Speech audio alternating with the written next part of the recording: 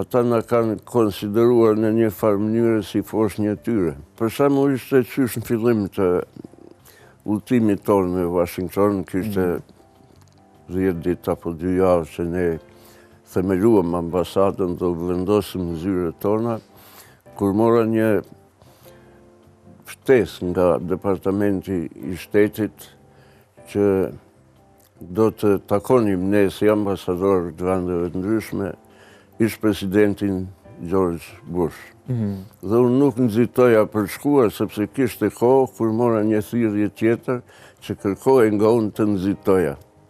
Edhe nuk e kuptova pse, sepse kishim kohë, domethënë deri në kur arrita atje,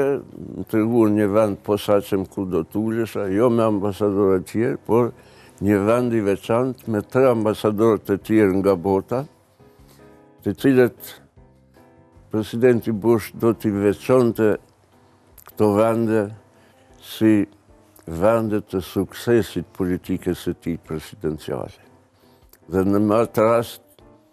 Kosova u përmend, dhe flamuri i Kosovës u soll nga marincat amerikanë në sallën ku ishim, dhe presidenti amerikan foli fjalët më të mira që kishte për shtetin tonë të ri, dhe në këtë rast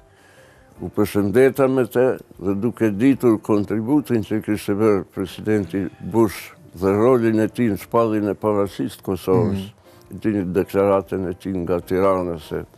Kosova duhet të jetë shtet dhe pikë. Kështu që ishte më të vërtet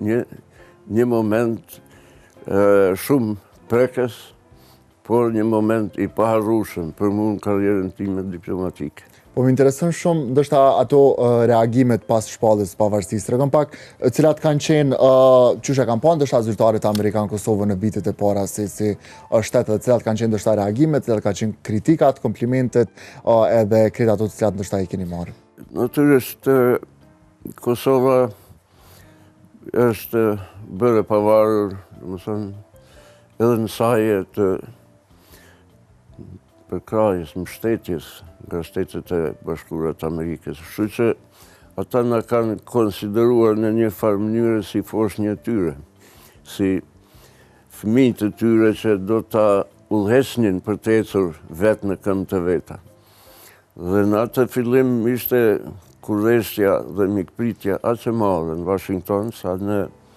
Departamentin e Shtetit, në takimin e parë, erdhën të na takonin të gjithë drejtorët e departamenteve